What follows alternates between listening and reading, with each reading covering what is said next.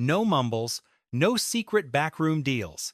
She dropped the news right there on national TV. Caitlin Clark stared down the lens and made it clear. The development phase is officially over. It's all about titles now, nothing less.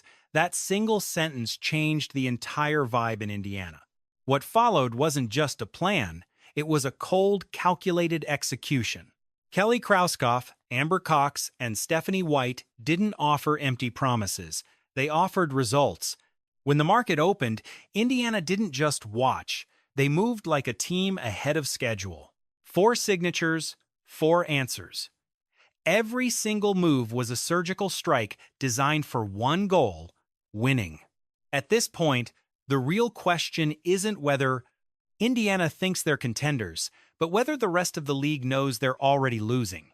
Do you actually understand the story behind the league's most massive roster shakeup? Pop quiz. How many major signings happened on day 1? A, 1, B, 2, C, 3, D, 4. Who survives the drama? Let's see if you're paying attention. Mitchell finally gets the respect she earned. Before the new faces arrived, Indiana had to take care of the player who held them together. And honestly, the stakes for this specific deal were way higher than most fans realized.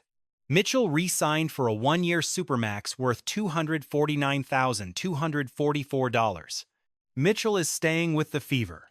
By signing that line, she became the first in team history to land a contract that big under the new rules, joining Aja Wilson as a supermax pioneer. Without this one signature, the rest of their offseason strategy would have fallen apart.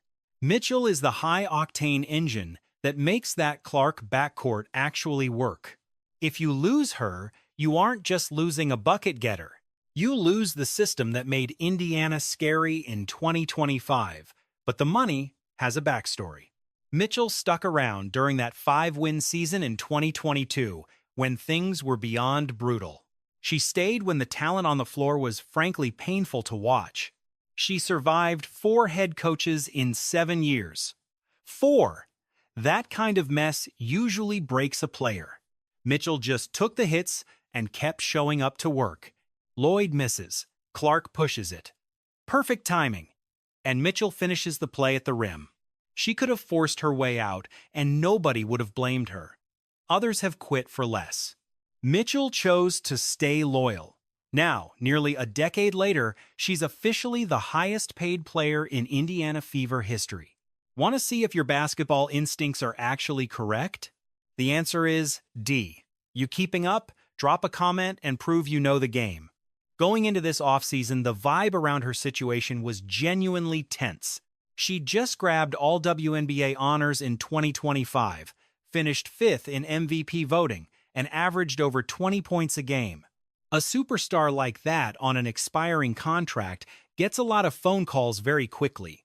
But those numbers are vital. Indiana used the core tag to block anyone else from talking to her.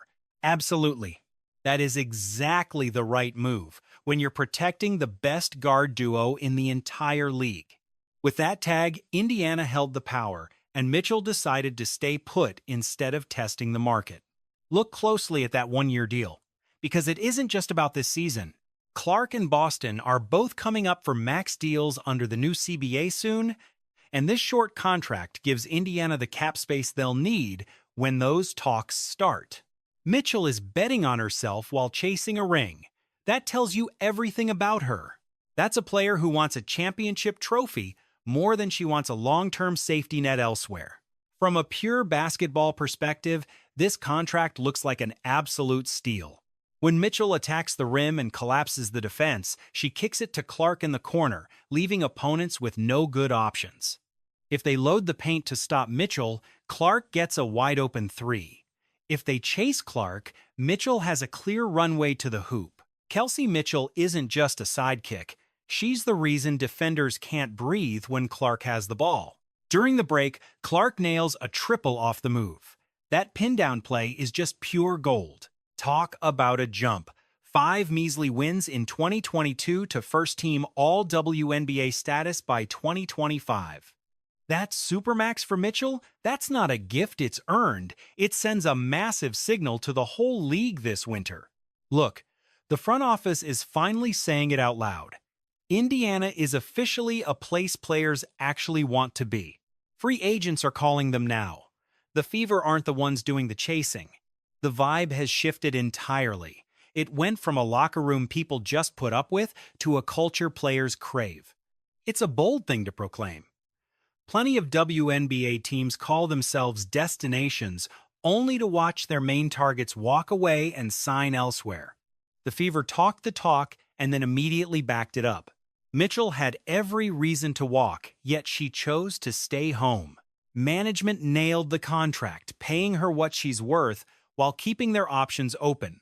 Watch Mitchell push through the contact and finish. Her speed is lethal, especially in transition.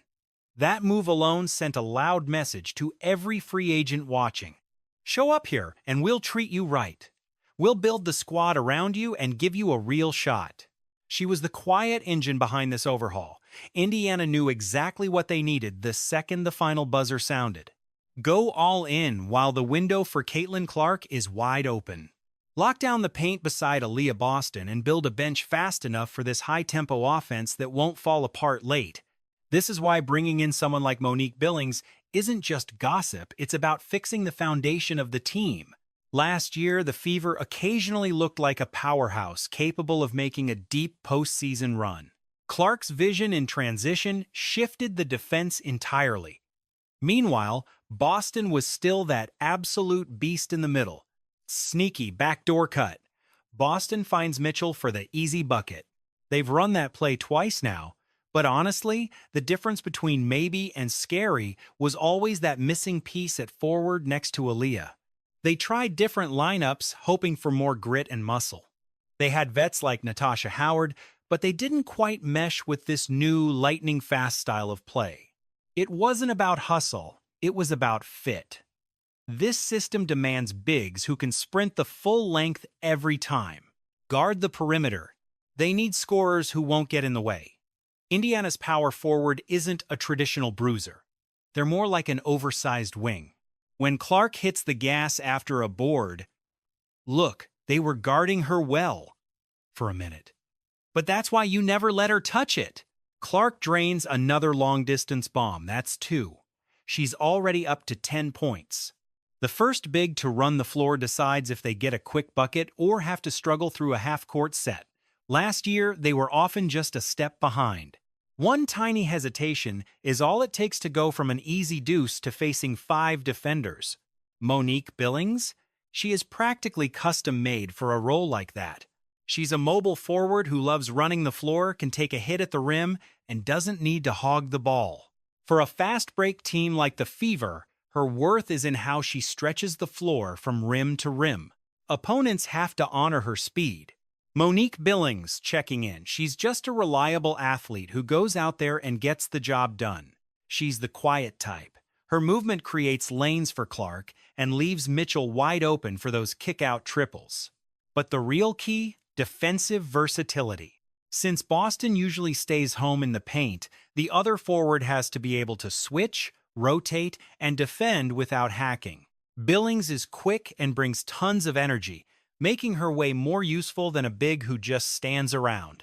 Look, the on-court stuff is only part of it. The rest is all about chemistry. These days, knowing your teammates' moves is just as valuable as raw talent.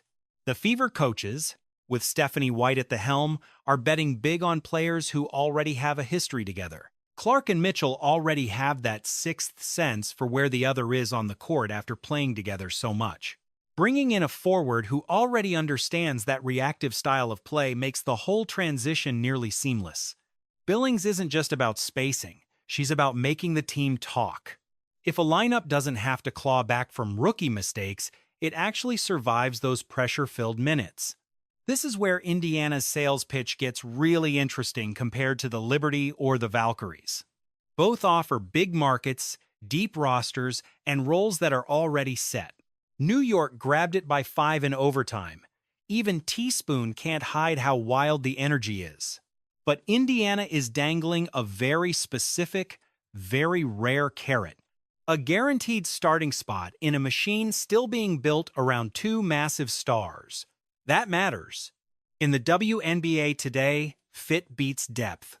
Someone like Billings doesn't need to hog the ball to win games. She changes the score simply by making the best players even better.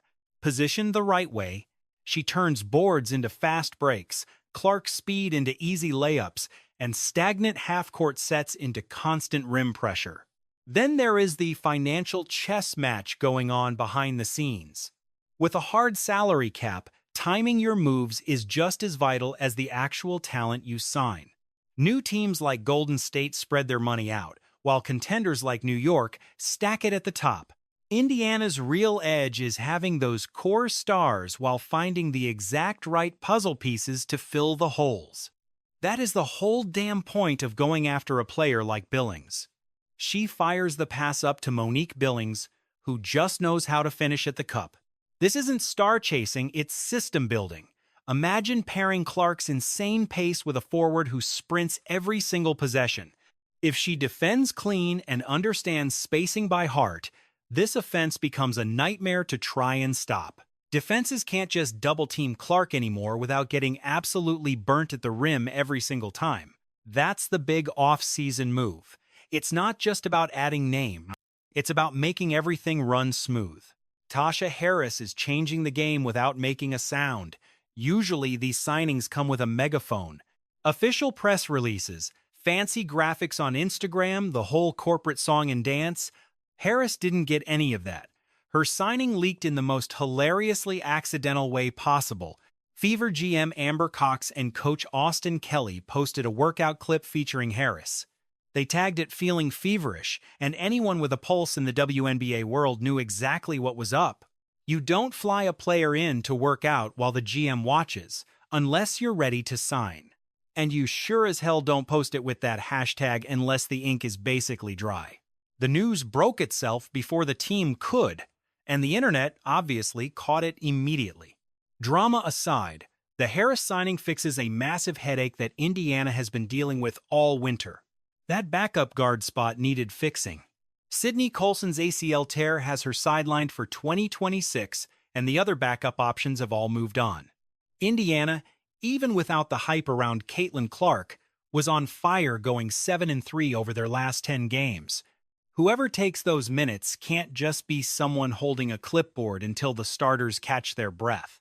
When Clark heads to the bench, the entire offense cannot just grind to a halt. The bench needs a leader who can run a pick and roll and keep the energy from flatlining. That's a very specific brand of talent that most backup guards in this league just don't possess. Harris cut her teeth with the Sun, easily one of the most disciplined defensive teams in the business. She learned how winners operate from the ground up. Plus, she's a career 40% shooter from deep. At only 27 years old, she isn't just a short-term fix. She plays defense with an edge. She pushes the tempo without being reckless. Analysts call her a Mario Chalmers type, a high-level defender who can steer the ship without turning the game into a chaotic mess. Stephanie White's system rewards exactly that kind of profile. It's for guards who make quick reads, nail corner threes, and refuse to get beat on defense. Harris hits every one of those marks, and she does it without blowing the budget Indiana needs for later. Harris knots the score at 2-all. Next up, Jones and Thomas, though Washington is currently sitting on a 10-1 advantage. Harris grew up right around here. That gives her a level of personal skin in the game you just can't manufacture. This isn't just some bench-warming gig for her. She is coming back home to play for something that actually matters. And just like that, Indiana's bench looks like a unit you'd actually trust in a playoff war, not some group you hide. Just stop and think about what that does for Stephanie White's rotation plans this year. Last season, the second Clark took a seat, the offense just died. No movement. Everything turned into ugly, forced solo shots. Opposing coaches literally timed their scoring runs for when Clark sat, knowing the Fever bench couldn't keep the engine running. That massive weak spot cost the Fever some really winnable basketball games. Putting work in on Joyner, attacks the lane, spins, hits the fadeaway. Too easy. Caitlin Clark just silenced that whole crowd, and man, those bench lulls really hurt them during the playoff pressure. With Harris leading the second unit, White can rotate Clark and Mitchell without the whole system falling off a cliff. Harris keeps the gears grinding. She just makes the right read, time after time, every single trip down the floor. She doesn't play hero ball, and she never disappears. She just gets the job done. That kind of grit is gold. Come May or June, when every playoff bucket feels like it weighs 1,000 pounds, it's everything. Then you have Damiris Dantas, returning to Indiana on a veteran minimum. This move hits way different than the other three. It isn't about hunting for a starring role or chasing a starting spot in the lineup. Dantas is a pro's pro deadly. From deep, prepares like a machine, and knows exactly what a title run looks like from the inside. The Mercury offense has been elite since 2015, but Indiana is the one stealing the show today. Look, there's a real question mark over whether her shooting returns to form after such a rough patch lately. But on a veteran minimum deal, the financial risk for Indiana's cap is basically zero. If she's sharp, she's a floor-spacing veteran who stabilizes the room. If not, the Fever didn't gamble a thing to find out. Honestly, that's just brilliant roster building. You round out the roster with low-risk vets and save your real cash for the superstars who actually change the game. 4 signings in, 4 boxes checked. But the front office isn't done building this championship window. Here's where things get scary for the rest of the league. Those first 4 moves fixed the big, obvious holes. Those were the must-haves, but the names still floating around could launch this team's ceiling into orbit. Let's talk Lexi Hull and Sophie Cunningham, because the word is they are both coming back. Hull's situation is a bit tricky, though, since she is hitting restricted free agency. Basically, Indiana makes an offer and then waits to see if some other team tries to swoop in. If a rival throws out a big number, the Fever have to decide, pay up or let her walk away. Her return isn't a sure thing. The front office has to stay sharp and potentially write a bigger check than they expected. Hull's value is way more than just the box score. She is one of the premier 3-and-D wings around, hitting 40% from downtown over 2 seasons while guarding multiple spots. With serious grit, Lexi Hull drives hard, gets the bucket, plus the foul. She has been locked in on screening defense, the kind of play that makes opponents feel totally rattled. The girl played through black eyes and took elbows to the teeth last year without missing a single game.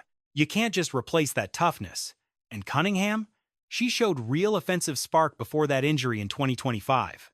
Her shooting plus Hull's off-ball movement creates a level of wing depth most teams honestly can't touch.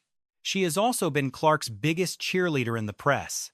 Defending her teammate with a level of blunt honesty you just don't see in pro sports much anymore. Lose Hull or Cunningham, and Indiana suddenly looks thin at the exact spots where you need two-way killers.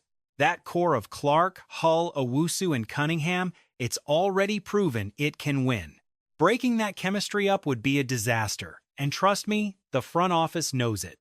However, 2 specific names could turn this roster from merely great into something historically dangerous: Alana Smith and Azura Stevens.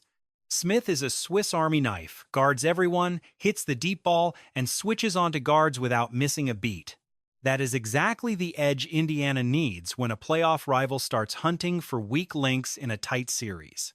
She has been very open about wanting to join the Fever, mentioning that she would really be doing herself a massive disservice by not weighing her options outside of Minnesota, her home last year. Stevens stands 6'6", a post-scoring threat with a defensive reach that most WNBA forwards simply lack. See, she hit 38% from deep on 4.4 tries per game in 2025, while putting up 12.8 points and 8 boards for the Sparks. Here is the real kicker that makes her the missing piece for this Indiana project. She does not need to be the star, the sidekick, or even the third wheel to change the game. That was not her role in Los Angeles either, yet she showed up and delivered every single night. That makes her a nightmare matchup in a system where Clark and Mitchell are already doing the heavy lifting. Stick Stevens beside Boston in that front court? Opposing coaches are basically left guessing their own funeral. Coming back, feels incredible. The love and support here is just overwhelming. Honestly, I am just beyond thrilled. Double team Boston inside and Stevens floats to the perimeter. Close out too hard on her? She fakes. She puts the ball on the floor and attacks with a mini pull-up that defenders cannot touch because of her height. She does all this offensive damage without ever demanding a play call. Defensively, her massive wingspan completely warps every single passing lane on the floor. Stevens did not just talk about it, though. She took it further, posting herself in a Fever jersey on socials. In the world of WNBA free agency, that is not some casual post. That is a player telling the market exactly where her heart is. Imagine the roster if both Smith and Stevens sign.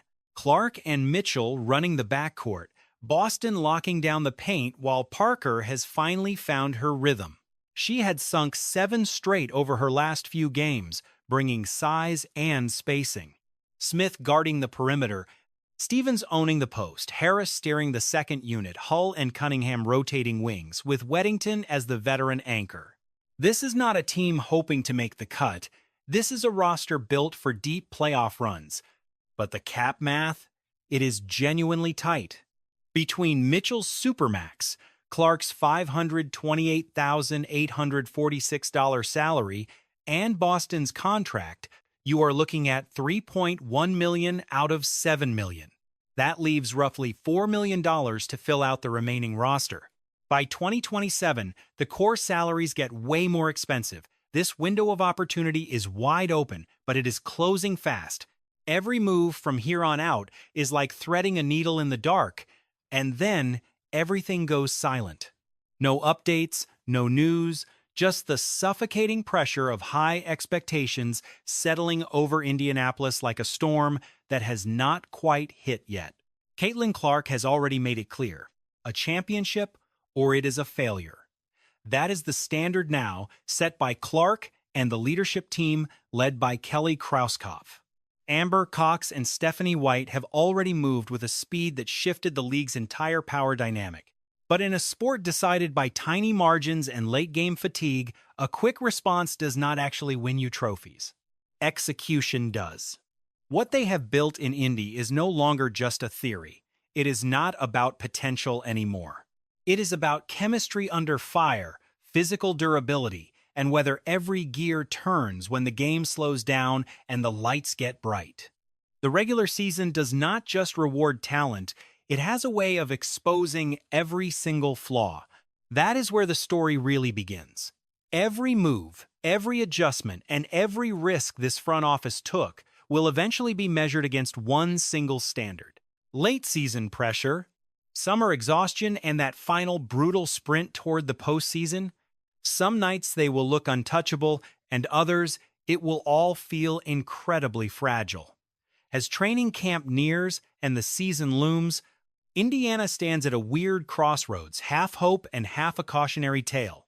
A squad built fast enough to terrify the league, but they still have to prove it. And right in the middle of it is Clark, no longer waiting for permission, just watching as the vision she spoke into existence finally starts to take shape. That one giant unspoken question is still looming, and honestly, it matters so much more right now than ever before.